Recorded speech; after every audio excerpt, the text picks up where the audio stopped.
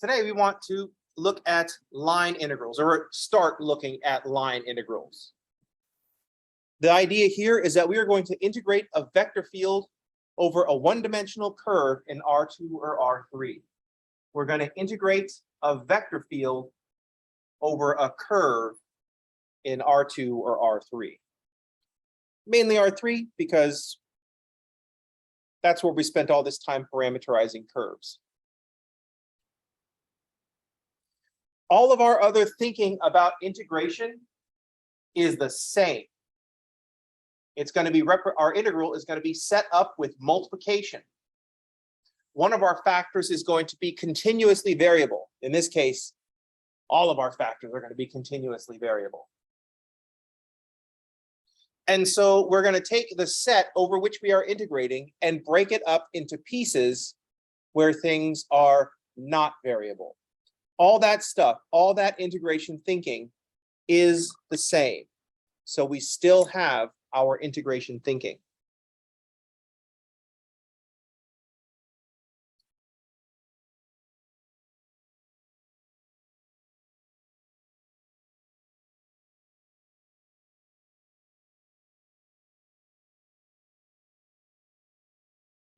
So we are still going to be subject to integration thinking. Remember the big idea. Integration is multiplication, but one of the factors is continuously variable. Integration is multiplication, but one of the factors is continuously variable.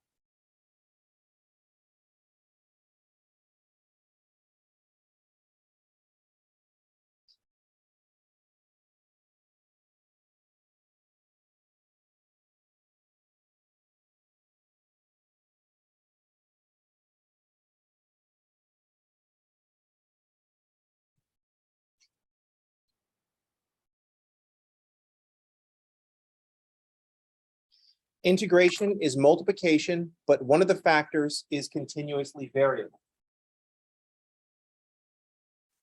We get around this, the variable part by dropping back to addition.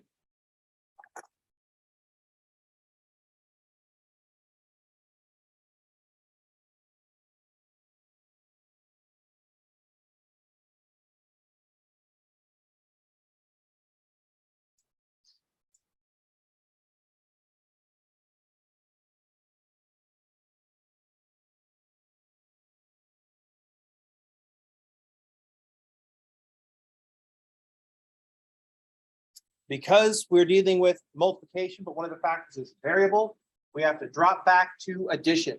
Instead of saying 5 plus 5 plus 5 is 3 times 5, allowing us to use multiplication.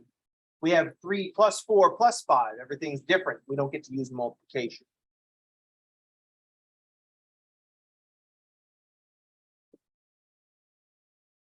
And because things are continuously variable, we deal with the continuously variable parts by assuming things are constant and then using multiplication in short bursts.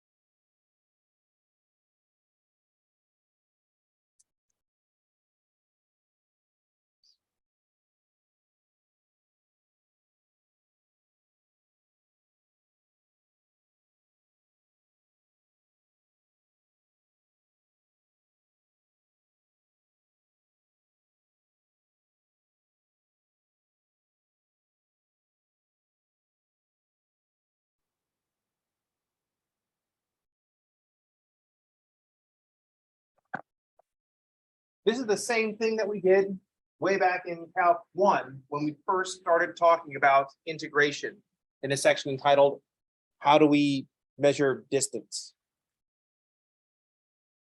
Or something of that nature.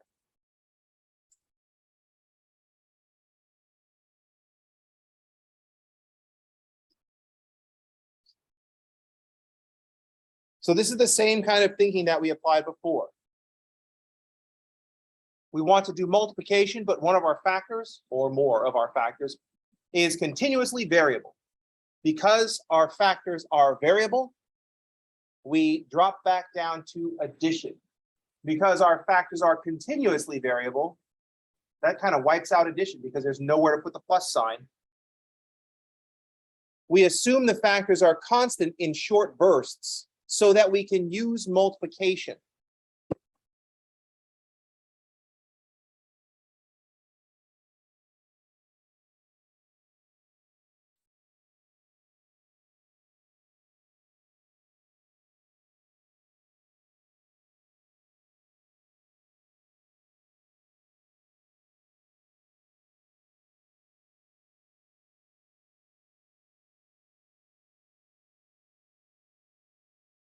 That way we can use multiplication on those short bursts. So we look at a function that is continuously changing and say, all right, for a little while it's going to be 3, then for the next bit it's going to be 4, and for the next bit it's going to be 5.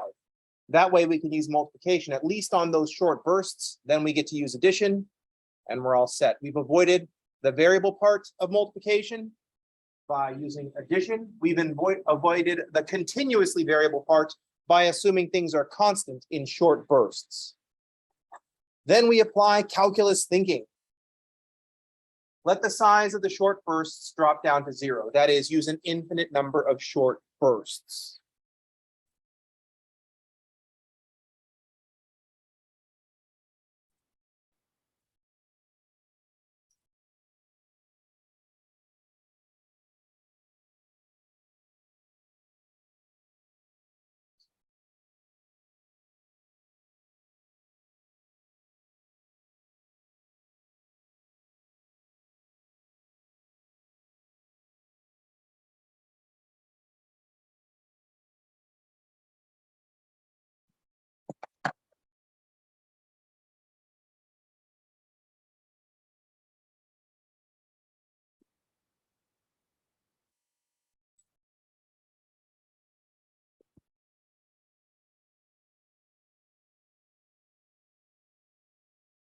Same calculus thinking, same integration thinking that we've always had.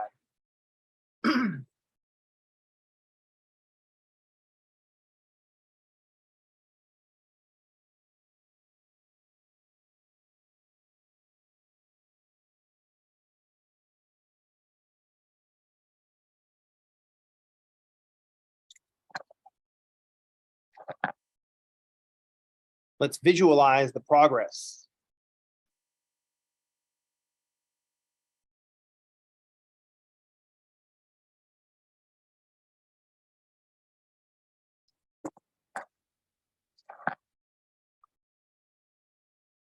Our easiest stage is when our area is equal to length times width. That's our multiplication. Area is equal to length times width. I wanted to write that first. Heck.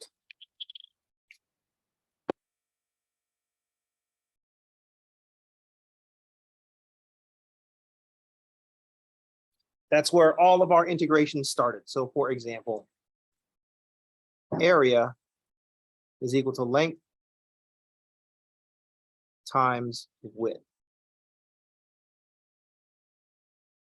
It's multiplication.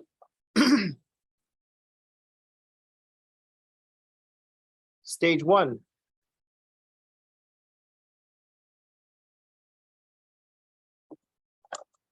Length is constant.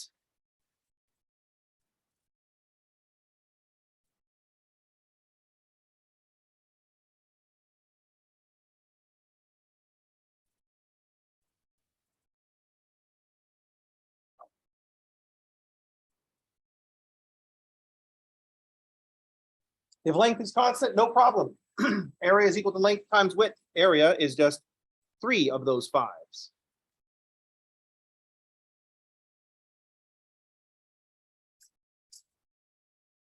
Length is constant, we get to multiply. We can even imagine it being 3 copies of 5.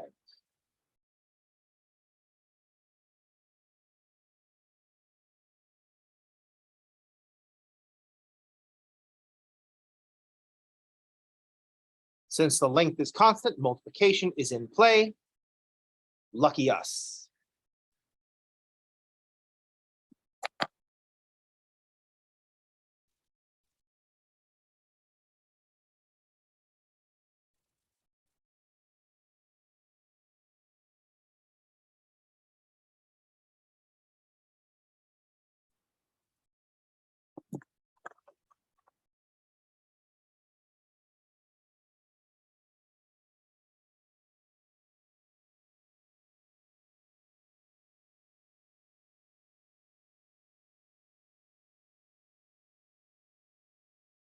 Here we're going to see length being variable.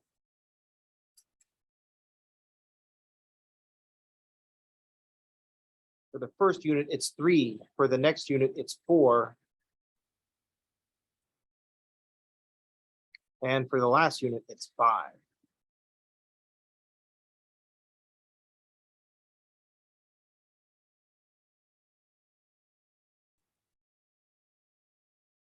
I get to use multiplication on each of those 1 unit segments, on each of those 1 unit rectangles.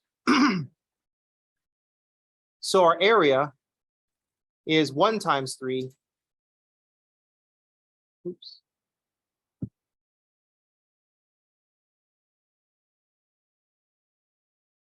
Plus 1 times 4 plus 1 times 5. Length is variable, so we use addition. It's a 3, a 4, and a 5.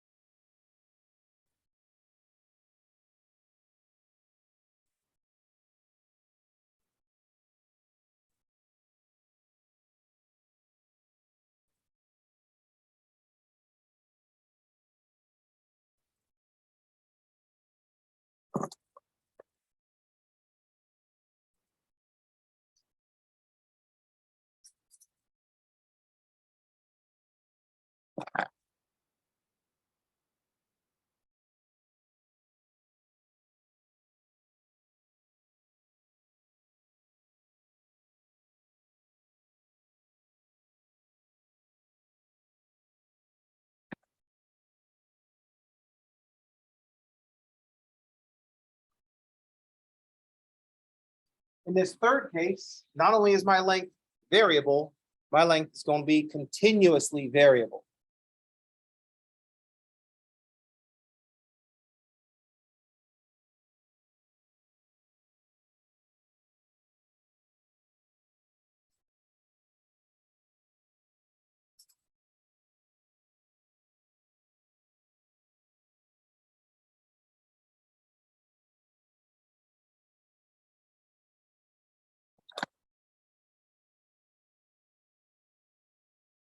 Our strategy here is to drop back to the previous case. So first of all, we know the area will be the definite integral from 0 to 3 of f of x dx.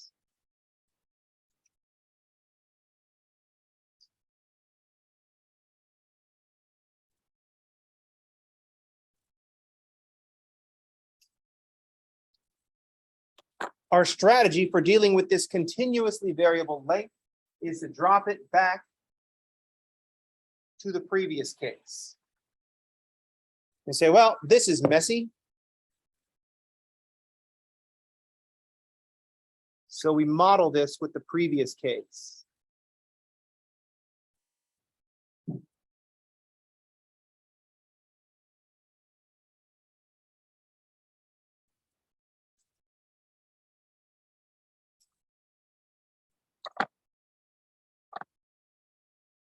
That is, we assume that things are constant in short bursts, drop it back to addition. Then apply calculus. Instead of using a delta x of 1, we start using a delta x that approaches 0, and then see what happens.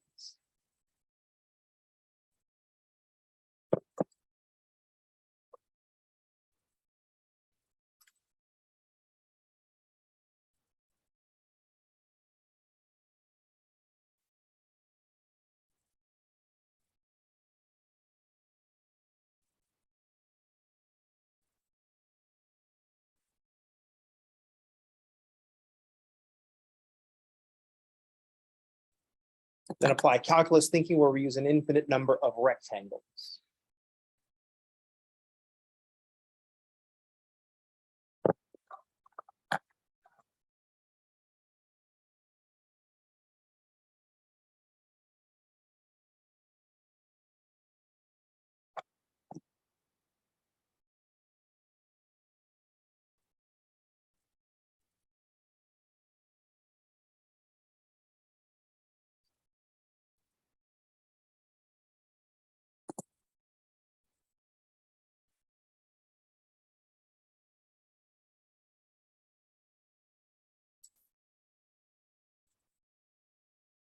quick, not so quick refresher on integral thinking and the process that we use. The reason that we want to review our thinking behind integrals is that we are currently faced with integration. We're integrating a vector field over a one-dimensional curve in R2 or R3. Could be actually anywhere, but we're going to focus on R2 and R3. Let's not go crazy. We call them line integrals, which is really unfortunate because lines are kind of straight and just like have one, just go in one direction all the time. It's really kind of a curve integral. We could also call them path integrals. If we're allowing complex numbers, then we might start calling them contour integrals and all kinds of stuff. But this is the basic idea. We're integrating a vector field over a one-dimensional path or a one-dimensional curve. It's still subject to integration thinking. That means there needs to be some multiplication since it's a vector field. The multiplication that's going to be in play is the dot product. So the multiplication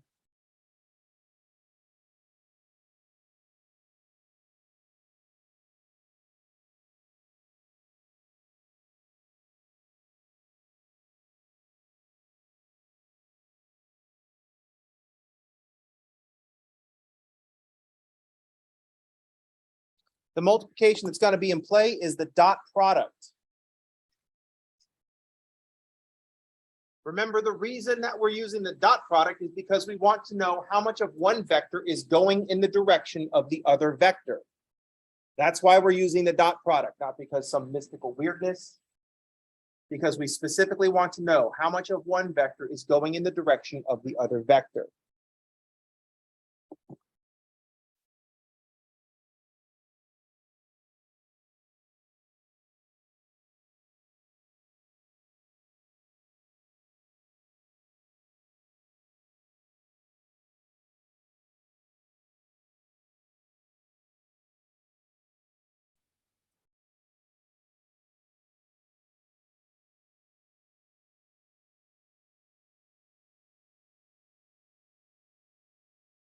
This is what the dot product measures. It measures how much of one vector is going in the direction of the other vector, and that's what we want to know.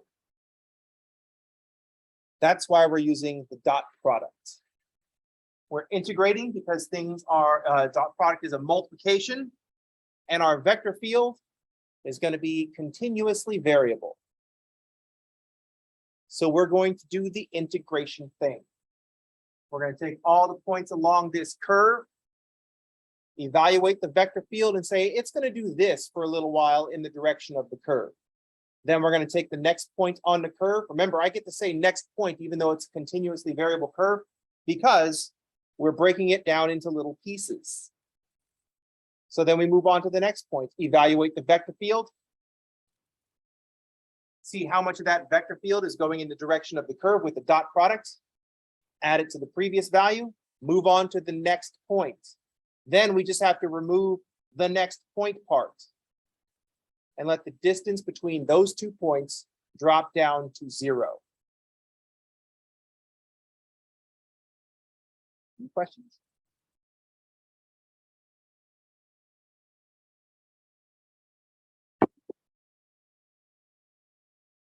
It's all so simple.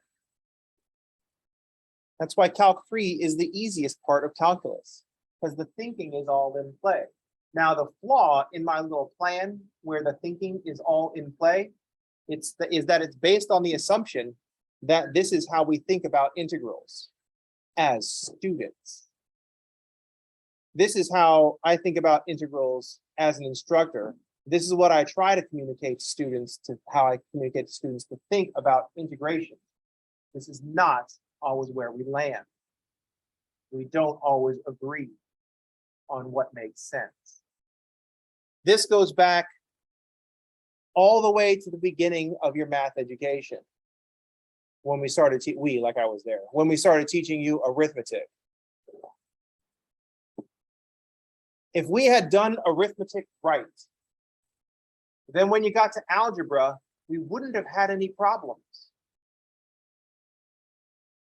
At least not with like polynomial stuff. If we had done fractions right, when we had got to rational functions and you had to get common denominators and stuff, wouldn't have been a problem.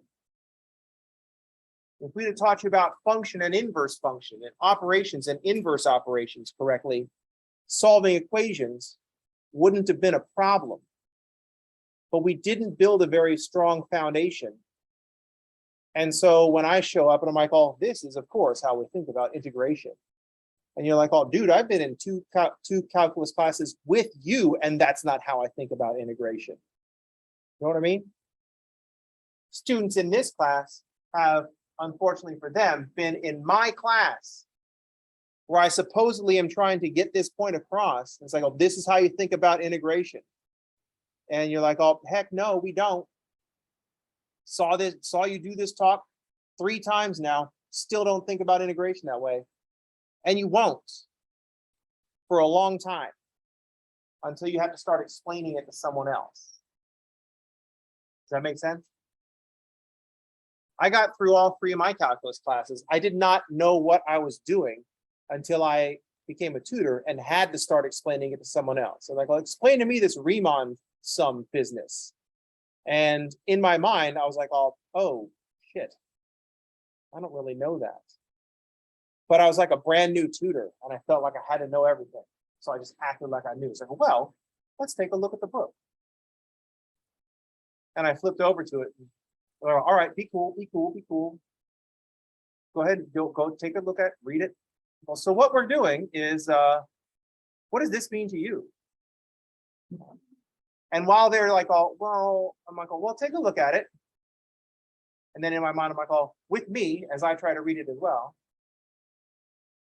And then it started to make sense. I'm like, oh, in my mind, I did that. I'm like, oh, but then I couldn't contain my surprise. And I'm like, well, what we're doing is we're taking this continuous and say, that's a mess. We have to break it down into these little pieces. And then that's why it's sum, because we're just adding things up. And then we do the calculus thing. We like make them really small. And then my student was like, oh, why do you sound so surprised? Well, I'm just trying to communicate my enthusiasm for the. Yeah. If you work as a tutor, that's just how it works. You feel like you have to know everything. You don't actually have to know everything, but you want the student to believe that you know everything. This is especially true if you're taking their money. I was even working as a free tutor. I was working at the Learning Center at CSM. So it was like free tutoring for them. But at the time, doing free tutoring at the Learning Center where students had limited access because we actually don't want students to succeed is a good way to find out which students have like more money. And they're like, oh, I think I need more time. Like, oh, I'm sorry, students are, because of the volume or students are limited. It's like, oh, well, I could pay you. Like, oh, well, I never really thought about this, but I charge $30 an hour and I include half the driving in that. So if you want an hour session and you live a half hour away, I think that's half an hour for the driving. It's like, well, that sounds awfully prepared for someone who doesn't think about that very often. So, oh, I guess I think pretty quick. And you did sound surprised at that integration business. I'm just enthusiastic. You know what I mean?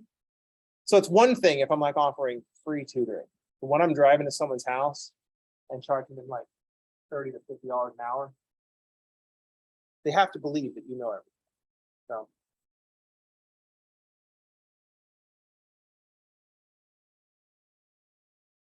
Then at a certain point, I don't know how many of you have been tutoring for very long. If you tutor for too long, you start to actually know too much. And once you know too much, unless you really focus on writing proper explanations, your explanations turn to crap. And people don't understand you anymore. And that is when you reach the next stage of evolution, become a teacher, so that you can confuse an entire room full of people all at once. This is not even my final form.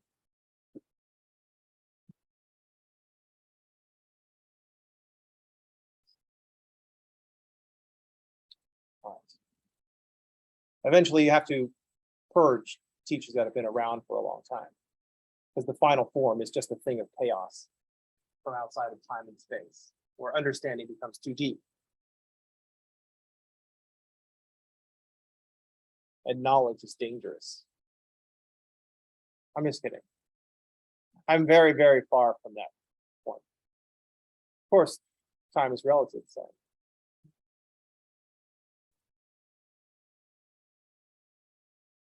so we're using the dot product for multiplication. Let's write down the notation that we're going to be using for these line integrals. It's weird that in math, the notation tends to simplify to smaller things, but it's way worse because it's too packed with stuff. So a line integral looks like this. Okay, all integrals look like that. That's not the interesting part. But remember what this part of the integral says. This is the part that says, here's all the things that you're going to be plugging into the expression. So this is the integral over some curve C. That C is the curve over which we are going to be integrating. Let's check our notes. We're going to integrate a vector field over a one-dimensional curve. So that C is that one-dimensional curve. That is the shit that we're going to be plugging into the expression. We're integrating a vector field. Here's the vector field that we are integrating.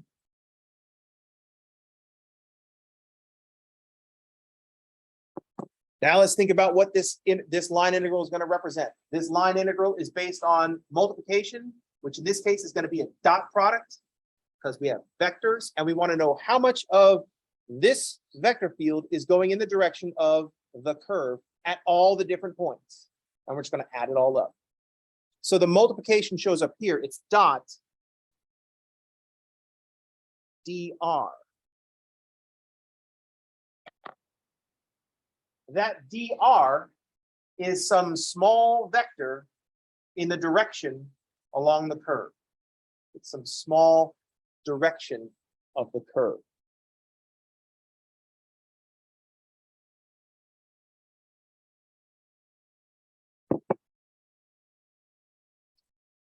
We're going to evaluate this dot product, f dot dr, at all the points along this curve.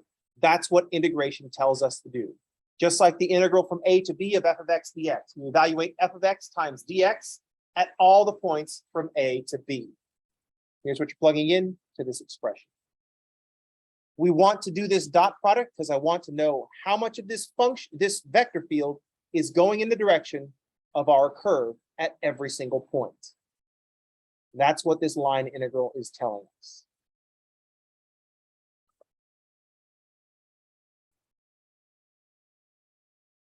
I'm trying to figure out how I color coded all these parts, and I realized that I didn't. It just said integrate the vector field over the curve. So the reason that we got this C is going to be parameterized with a position vector.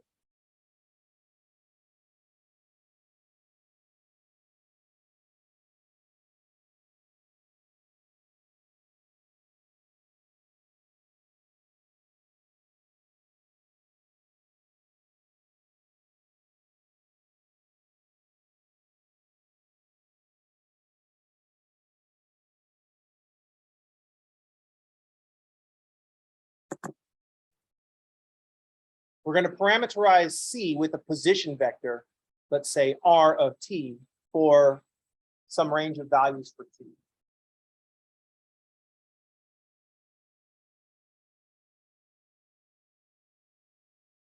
dr is a vector indicating the direction at every point on that curve.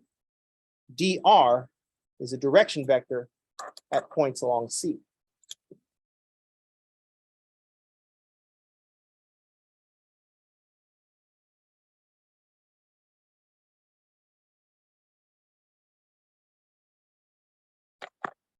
It makes sense that it's a derivative because derivative tells you slope of tangent line. And tangent is how we're going to indicate the direction of the curve.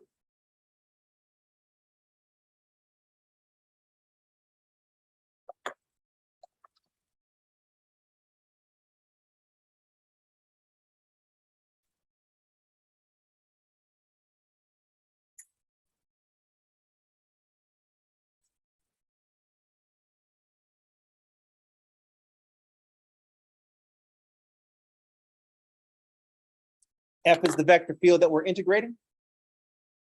And it's a dot product because we want to know how much of F is in the direction of the curve at every point.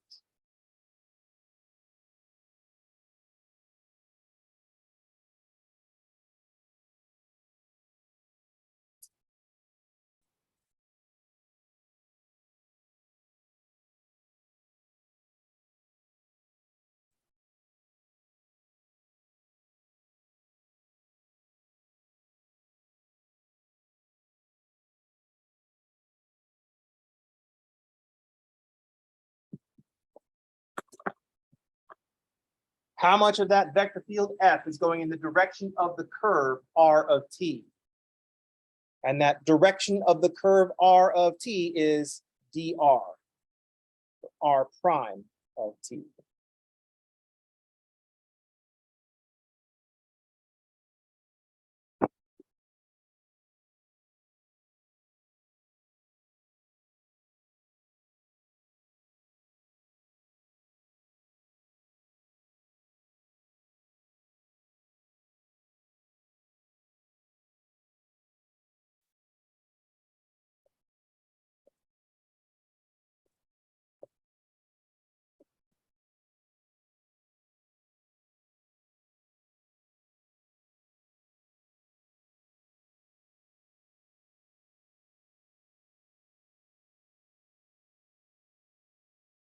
Let's try visualizing this.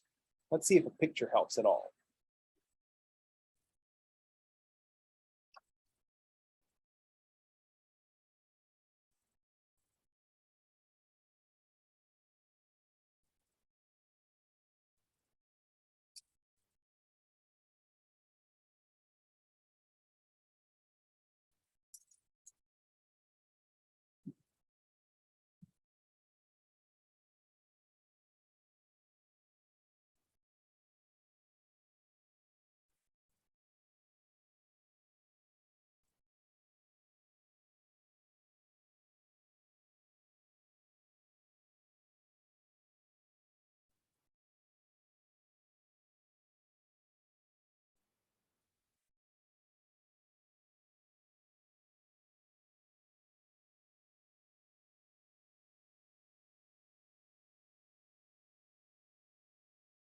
So let's draw some generic curve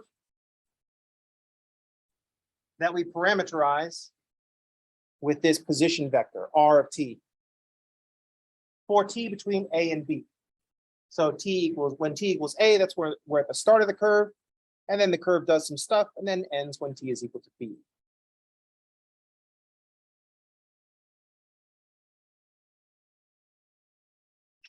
This curve is sitting inside of a vector field. So at every point, not just on this curve, but every point in the space containing this curve, there is a vector. I think it was green on the previous page, was it? Yeah, F is the vector field, so it's green. So at every point, there's some kind of vector from the vector field.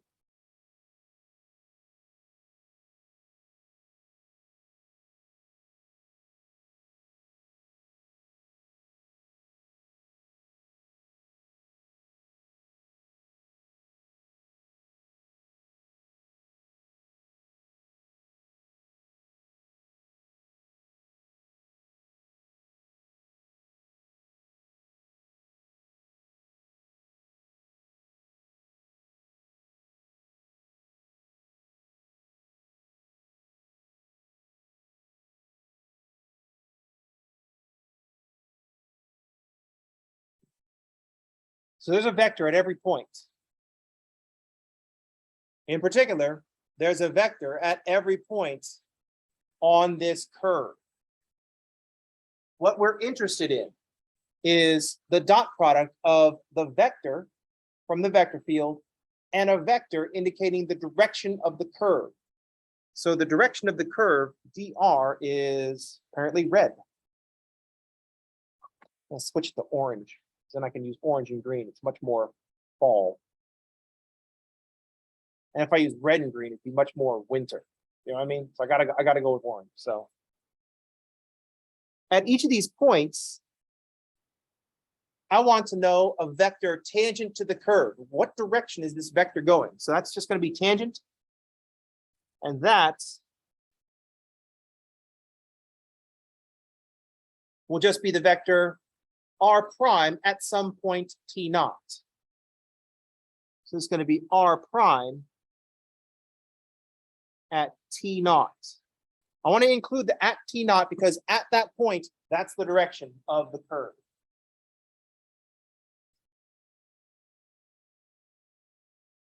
Also at this point on the curve, the vector field is doing something. I drew a completely chaotic vector field. It's like going, wah, wah. So who knows? That's so I could just draw any vector that I want and give myself space. But at this point, the vector field is doing something. Looks like the vector field is kind of opposed or not really helping out the curve at this point. Didn't give myself space to draw my pictures.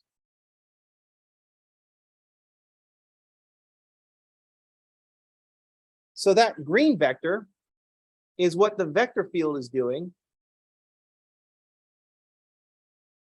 at that point on the curve. So I need to evaluate this vector field at this point on the curve, which is given by the position vector at that point t naught.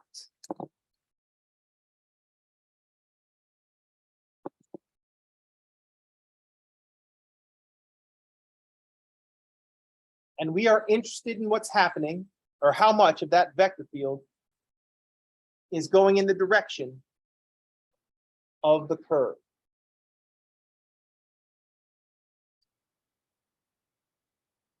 Then later on, we'll make another calculation. So at some other points,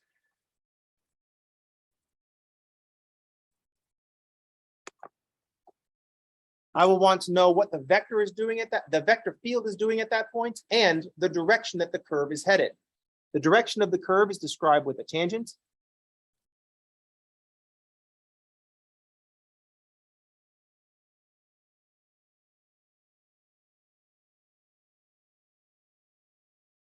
I'll call that r prime of t1 because we're at a different value of t. I'm just going to grab this vector.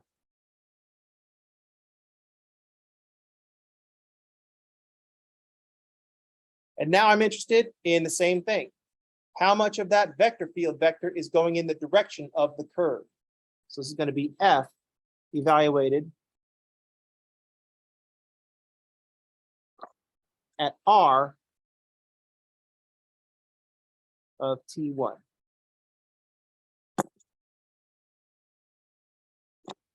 At each point along this curve, the vector field is doing something and the curve is headed in one direction. The direction is tangent, that is derivative at the point, and I want the dot product of those things.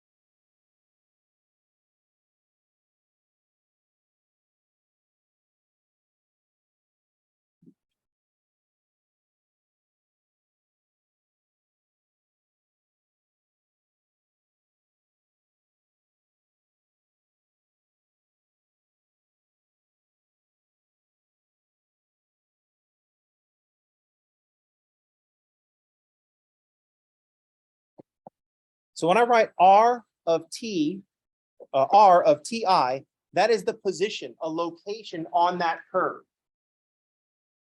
So when I write f of r of ti, I am evaluating the vector field at that position.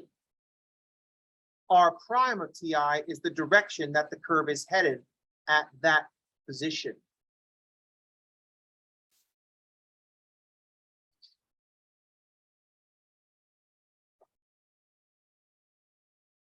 Any questions? This is our opening picture for tomorrow. This is the first thing that we're going to draw tomorrow. So hopefully I'll remember not to erase it. Otherwise, I just have to draw the whole thing again. Incidentally, if I have to draw the whole thing again, I will make the same mistakes. I'll put an arrow right here where I need to write other stuff. Fortunately, I was able to put this one in the right place by drawing a proper vector. But that's all beside the point. That's going to do it for today. I will see you all on tomorrow. Everybody have a good day, and thanks for playing. Everybody have a nice Halloween. Be careful out there.